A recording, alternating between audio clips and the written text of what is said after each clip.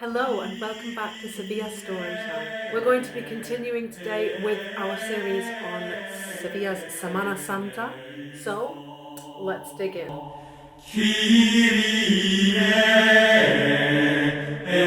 Okay, so if you haven't already checked out my video about some general advice on what to do and how to celebrate Semana Santa in Sevilla, I highly recommend that you go and watch that video first. So I'll leave a link to that down below in the description box and also up here or there, I'm not quite sure where, but it's there.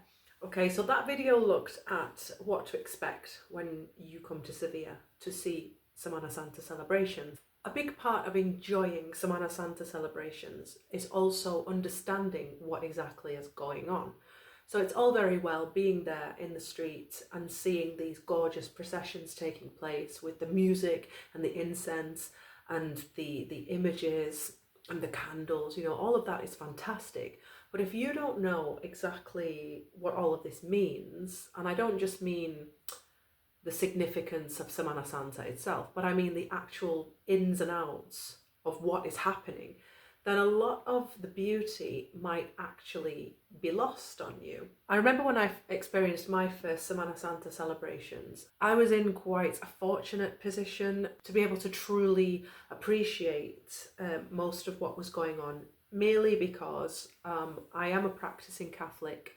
And I've worked for the Catholic Church, I've worked with the Jesuits, I've always been very, very involved with the Church. But if you have a basic or not so basic grasp of scriptures and of the Christian mysteries of the passion, death and resurrection of Jesus Christ, then you will automatically kind of understand what's going on for the most part. But I do know that a lot of people, when they first come to Andalusia, the first time that a lot of people see Semana Santa in Seville, they might come away feeling a little bit confused about what the symbolism is of a lot of the mysteries, of a lot of the images, but also, and mainly, I have to say, mainly the people that form the procession, like the different roles that people have. That part can feel quite alien or foreign and kind of need a little bit more explanation. So that's really what I'm aiming to do with this video. I'm not from Sevilla, as you can probably tell by my accent, but I have lived here for the greatest part of a decade now, and I am very heavily involved with the lives of the hermandades here. So I'm a member of 4 hermandades. So hermandades are basically communities of people that come together in their own church. It's a little bit like a church, a parish, but it's not. So it's much more about living your faith in community. There's like specific charisms that each community has. So for example, like the Esperanza Macarena or the Esperanza de Triana, they focus on the charism of hope, Esperanza. And each hermandad has its own slightly different way of doing things. And these hermandades kind of consist of people that come together not just to pray together in church, but also to do acts of charity. So there's a lot of really fantastic work that's done in the local community and further afield. One of the main driving forces behind each hermandad is going out in procession in Semana Santa. So it's like the highlight of the year for a lot of these communities, these confraternities or hermandades, as we like to call them here. So the word hermandad, just for context, literally means brotherhood. So that kind of gives you a clue as to what it's all about. It's living in community as brothers and sisters.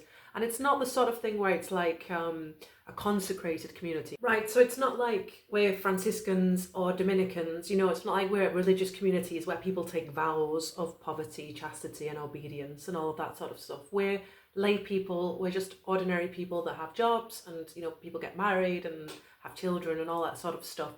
But we do have a more kind of intense shared experience of faith together. I don't know if that makes sense, but I'm trying my best to kind of transmit this idea to you. Once a year in Holy Week, each hermandad goes out in procession, and it's a chance really for a lot of hermandades, I have to say, to sort of show off how beautiful their images are, how well they arrange the flowers, how gorgeous the musical arrangements are, and how many people are in the hermandad. It's a real source of passion and pride for a lot of people to go out in procession with their hermandad. And I have to say that it's a fact these days that not everybody who takes part in these processions are actually that religious. I am the people that I know and surround myself with in the hermandades are mainly, very religious people and take it very seriously. But there are also some people that just see the hermandades as a sort of tradition that's been handed down from generation to generation. So you might be part of an hermandad because your grandmother was a part of that hermandad, or maybe your mother and her mother before her and her mother before her, and it becomes a sort of a legacy. There are actually some atheists that take part in Semana Santa, and there are people who are kind of not too sure, on the fence, but they come that one day a year to represent the hermandad and to show what this means to them as part of their heritage. I do think that a great deal of people, I don't know if I would say the majority of people, I would like to think so, but a great deal of people who go out in these processions really do lead an active part, take an active part in their hermandades on a daily, weekly, monthly basis, and are striving to live a Christian life. Semana Santa is the Holy Week celebration. It's the celebration or the commemoration of the passion, death, and resurrection of Jesus Christ. So the celebrations begin on Palm Sunday, Domingo de Ramos, although the celebrations are starting earlier and earlier as time goes on because people love these processions. So there are even people that start celebrating the week before, but traditionally, and it's always been the case, that Semana Santa officially starts on Palm Sunday, right? So Jesus rides into Jerusalem on the donkey, and he knows that he's going towards his death. This is where it begins. So one of the first hermandades that leaves their church on Palm Sunday here in Seville is La Borriquita. It's Jesus on the back of a donkey riding into Jerusalem. So it makes sense. But one thing to note is that you might imagine, as I did, I imagined that each day of Semana Santa would go in chronological order. So when I saw La Borriquita, when I saw Jesus on the back of a donkey, this image coming out of the church, I imagined that every image throughout Semana Santa would then go in chronological order. So, for example, the prayer in the Garden of Gethsemane would come before the crucifixion, and the crucifixion would be after the scourging at the pillar, if you know your Bible passages. But that is not the way that Semana Santa here works. It's all of the images are kind of all over the place. So yes, La Borriquita goes out first, Jesus on the back of a donkey, but then maybe one day you'll be seeing Jesus praying in the Garden of Gethsemane, but we've already seen the crucifixion the day before.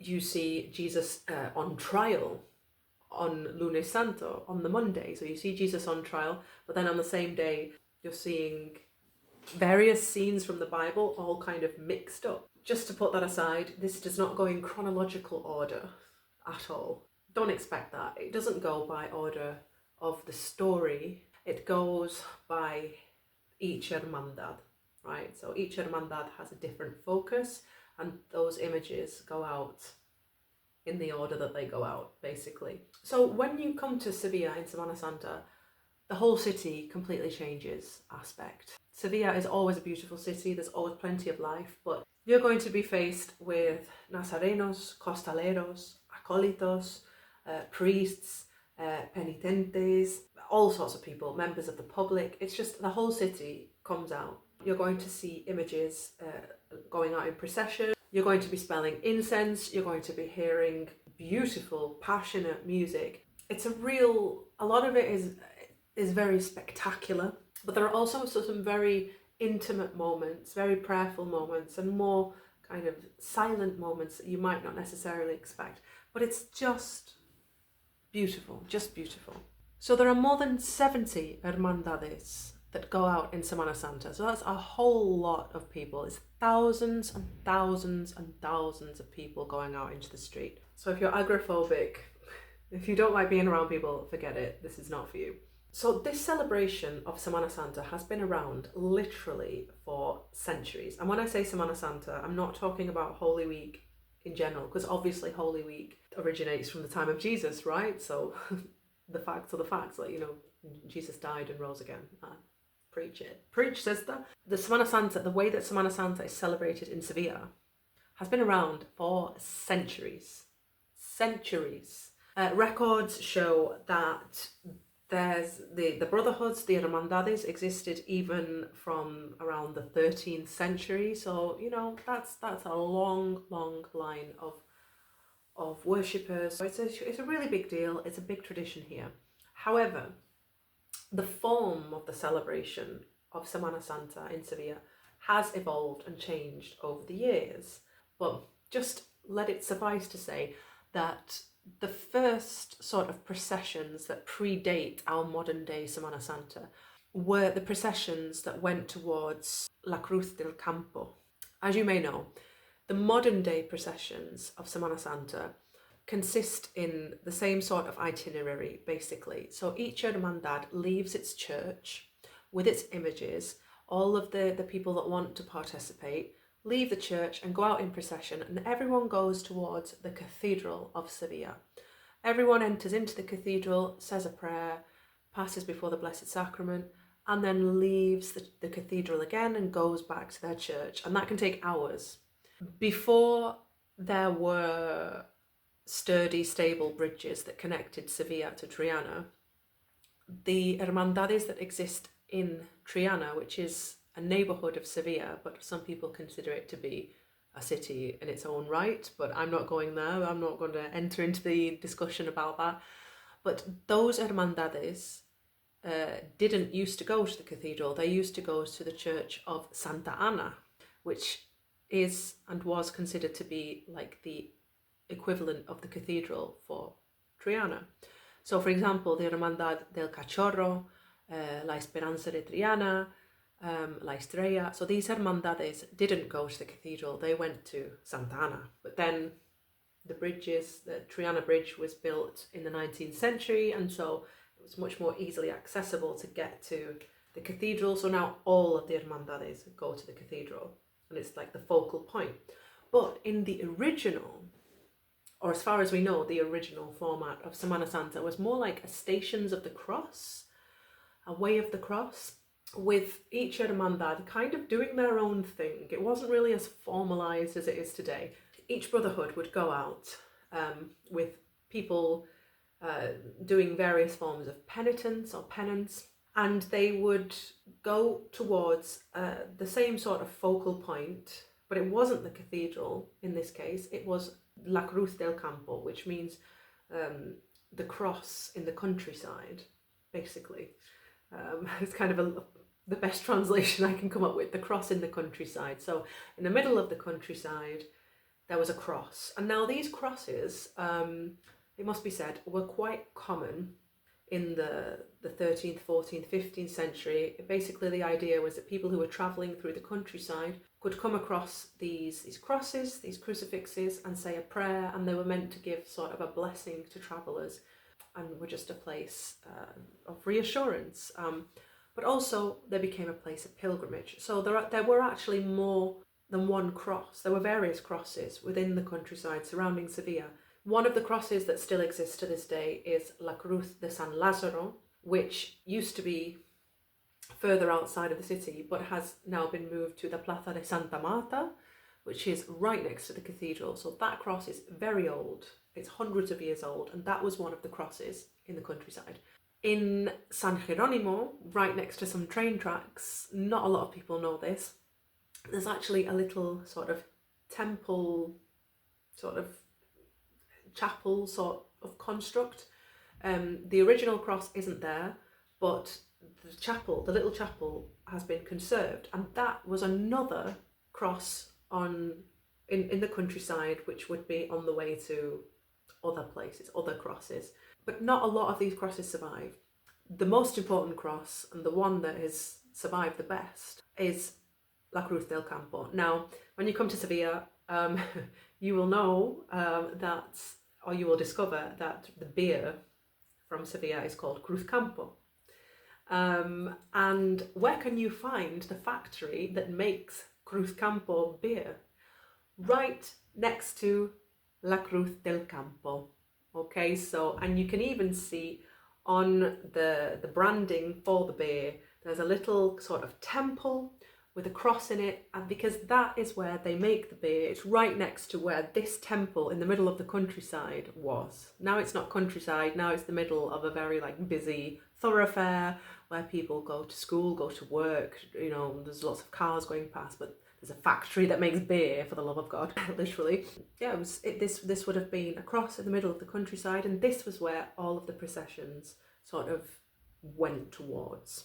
So who started these processions? Because these things don't just come out of nowhere, right? Well, it was actually a man called Fadrique Enriquez de Ribera, Don Fadrique. So in the year 1521, he came to Seville after having been in Jerusalem. And when he was in Jerusalem, he was so touched by how devoted Christians celebrated the way of the cross, like the original Via Crucis, that he wanted to bring that tradition to Seville. So if you don't know, the Via Crucis in Jerusalem is the route that Jesus Christ took after he was put on trial and sentenced to death. And he had to carry his cross from the court of Pontius Pilate, and he had to carry his cross, I think it was roughly like a mile or so, to Golgotha, where he was crucified and died. It's a very popular devotion within the entire Catholic Church. I'm not sure about other Christian denominations, but certainly throughout the Catholic Church, it's a very common method of prayer within Lent, certainly. Within the Fridays of Lent, to sort of reflect and meditate upon the different moments within that journey that Jesus had with the cross on his back. So he encounters his mother, he falls 3 times, he meets the mourning women of Jerusalem, he has to have someone help him to carry his cross. So these different moments of suffering and consolation, and these sort of became points of reflection for many Christians to pray about and to sort of enter into those moments with Jesus. So anyway, that sort of tradition or method of prayer is so beautiful. I do recommend it if you've never, at least to have a look into it and see what it is. But that's what these processions were originally meant to be. They weren't originally intended to be, you know, these big musical events with lots of like spectacle and incense. It was more about going out and participating in the suffering and passion of Jesus and sort of accompanying him in his suffering and feeling like you were with him and I don't really know how to say it, but like you were just with him and participating in that and reflecting upon it. So it was supposed to be a prayerful moment, and it still is for a lot of people, but for a lot of people it's kind of very much like a become much more of a spectacle. And I mean, there's something to be said for both of them, honestly. Like I'm not saying that to throw any shade at anyone, because I love the spectacle of Semana Santa as well, but the original format was a way of the cross. Okay, so people would go out. There wasn't really much of an itinerary, to be honest. It was more just, well, we'll go out, let's get all our brothers together, and we're going to go out to the Cruz del Campo, we're going to pray, and then we're going to come back. And sometimes, actually, some of these celebrations I read somewhere in a book that I was gifted, that some of these hermandades would actually go to the Cruz del Campo on one day, and then they would just leave it there, like, okay, we're done for the day, and then they would do the route back another day, and it was all a bit random. There wasn't a lot of like regulation to it. Whereas nowadays, there's a whole thing. It's like there's a timer, like we're running against the clock. If we're 5 minutes late to the cathedral, it's like, oh my God, like chaos. Like it has to be rigid clockwork, especially on the way to the cathedral, because each hermandad is going sort of in conjunction. So if this hermandad is late, this one is automatically delayed because it has to wait for that one to go past before it can move. So the logistics have certainly changed. So that original way of the cross that Don Fadrique brought to Sevilla went out from the Casa de Pilatos, which was one of his residences, is where he lived, and went out to La Cruz del Campo, the cross in the countryside. So that way of the cross slowly started to gain popularity, and more people wanted to take part in it. So those original processions were actually also quite aesthetically different to how we celebrate these days. So instead of taking out, for example, an image of the Virgin Mary or an image of Jesus being sentenced to death, right, which is a very typical images now, what those hermandades would do would be to take out a crucifix and just a priest, right? So it was so prayerful, just people going out, doing penance, maybe praying, I don't know, rosaries. The priest would be saying some prayers, and they would have a crucifix, and that was it. And it wasn't until the Council of Trent, so we're talking about the 16th century, the Council of Trent, which was part of the Counter-Reformation, if you are into your history. How to say this in a swift way, this is a long story. But basically, during the Reformation in the 16th century, a lot of Protestants were saying that images, representations of the Virgin Mary, of saints, and of Jesus were forbidden. It was seen as idolatry of some form. And there were lots of other things that Protestants were sort of arguing about against the Catholic Church. And so to sort of answer these arguments and come back with a sort of counter argument, there was the Counter-Reformation, which sort of culminated with the Council of Trent. So all of the church bigwigs, and by that I mean like the cardinals and whatnot, all got together and sort of decided, okay, these are serious arguments that these Protestant people are coming out with, and we can't just dismiss them and say, shut up, like, because they're gaining ground, they're getting more followers, so there's obviously something happening here that we need to take seriously. And anyway, so lots of different church laws and church teachings sort of came out of that, which we now take for granted in the modern world, but until that point had never really been brought up or thought about, and quite fundamental teachings actually. But the one that's most pertinent or relevant to Semana Santa was the fact that the Council of Trent said that images, sacred images like statues of Our Lady and of saints and representations of Jesus Christ, were not only not idolatrous images, but could also be very useful tools in evangelizing and teaching people about elements of faith and mysteries of the faith. And so part of this Counter-Reformation was to really encourage people to make images and to use sacred art as a way to catechize people. Remember, a lot of people at this period of time were also illiterate. A lot of people, the common man, didn't really know how to read. Reading was more for the privileged few. And so one of the best ways to teach people about the mysteries of the faith was actually to make images, like whether they be made of wood or marble or whatever, or even paintings. So the church really wanted to emphasize, beauty can be a way to bring people to God. And I actually think that is so true. I'm not saying that to disrespect anyone's Protestant beliefs, but I certainly know that when I hear a beautiful piece of music, or I see a painting that moves me, and I have to say, when I see Semana Santa, when I see these images going out, it really does bring the faith to life. And it's true, there is a fine line. There is a fine line, and it has to be respected. You can't get these things mixed up. You can't, you've got to get this straight in your head that you're not worshipping the image itself.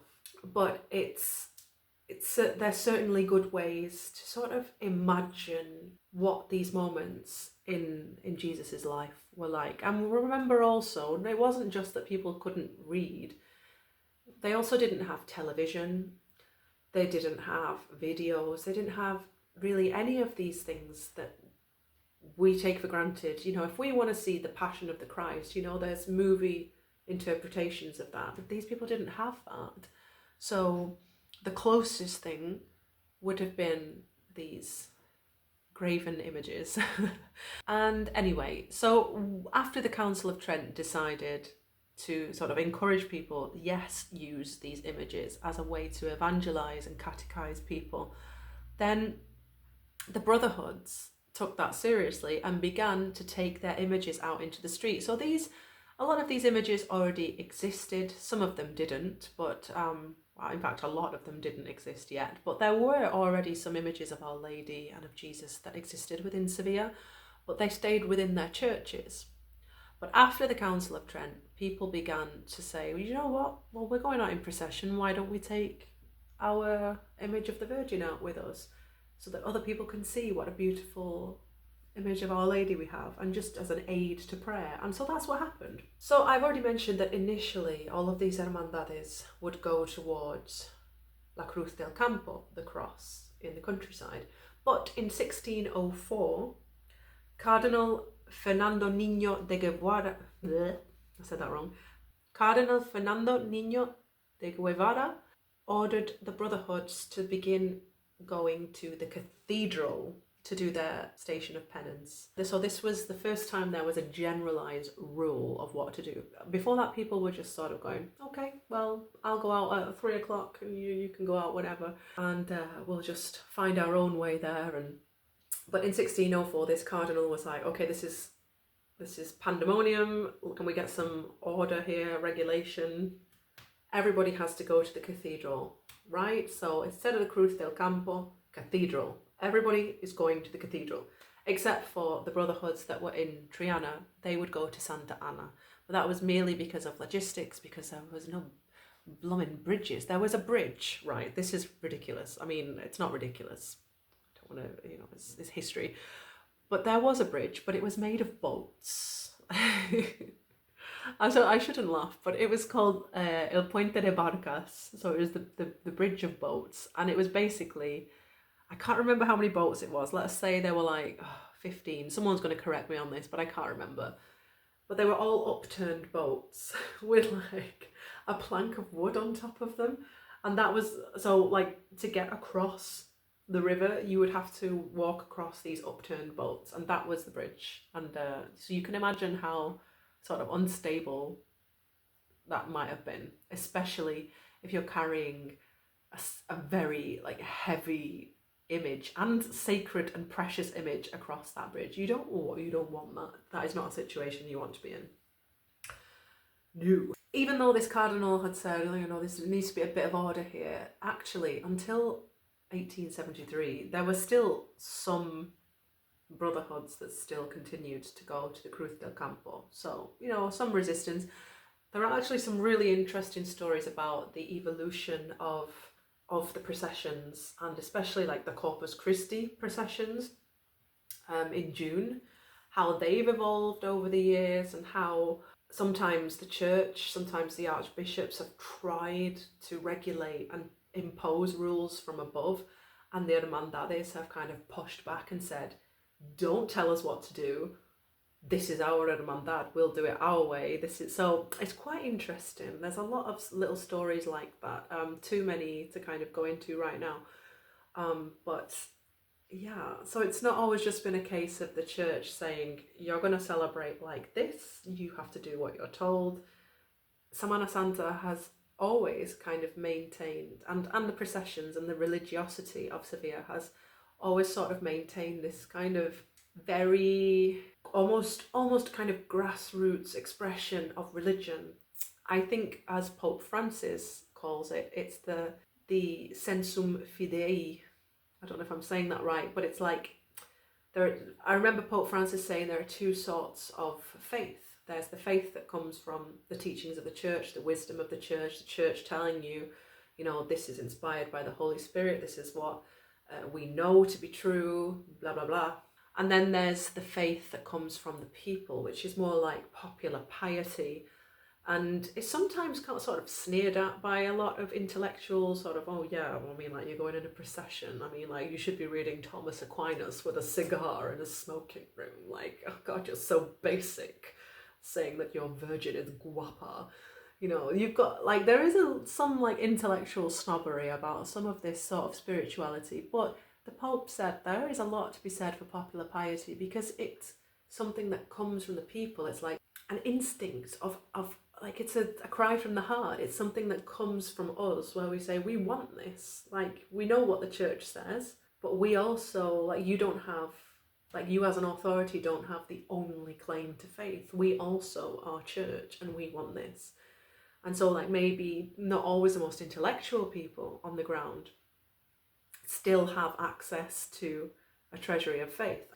Anyway, I'm rambling. I always do. It's just because I like this topic and I just could talk about it all day. Anyway, so eventually, at some point, all of this became more kind of regulated. The institution of the church kind of took over a bit more and tried to control how these processions would happen.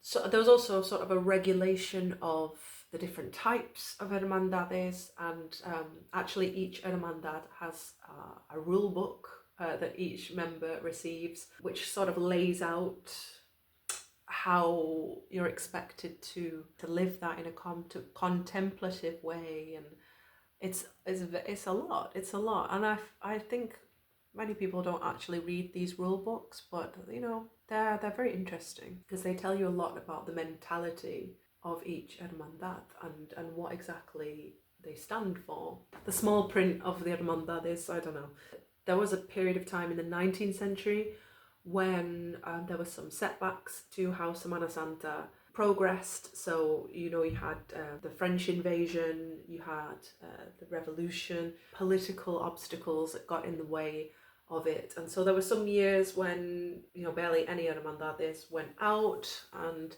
a lot of hermandades actually got, I don't want to say cancelled, it's the wrong word, but a lot of hermandades that existed before ceased to exist in the 19th century.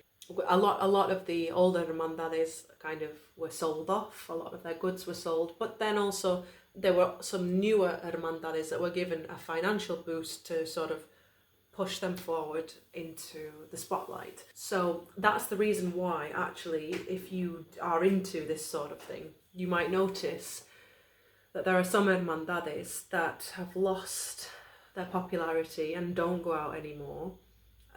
So if you go into the Church of Santa Ana, there are some images there, for example, and there's a little placard next to them that says this was one of the most popular hermandades in the 18th century and in the 17th century and so on, and now it's a defunct hermandad and it doesn't go out.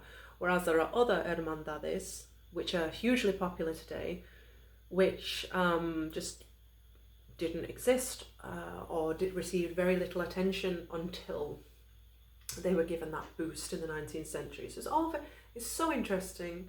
The evolution of Semana Santa is very natural. It's not just this stagnant thing that stays the same. Although for us, we might think, oh yeah, this has been how it's been done for the last 30, 40, 50 years. It may well be that the processions themselves are quite similar and have been for the last 10, 15 years. But you'll find actually that there's been a great deal of evolution in how the hermandades are run, how the processions take place, and especially which hermandades are around and which used to be around and are no longer popular. It's very interesting. I'm going to leave that there because it's quite a long video. So hopefully that's just given you a little bit of context about the sort of history of Semana Santa. I'd quite like to make some more videos to go a bit more in depth about the actual hermandades themselves. That's kind of a long-term project, so I'll see what I can do. But just to talk a little bit more about some of the mysteries and some of the images of Our Lady and what it all means. You know, there's so much to go into. It's such a rich tradition.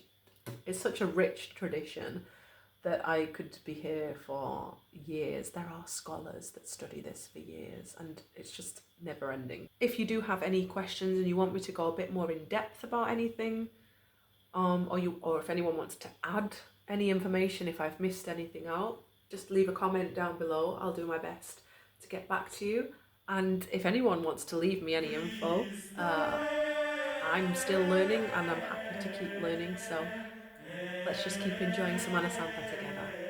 All right, I'll leave it there. Ciao. Bye bye. Christe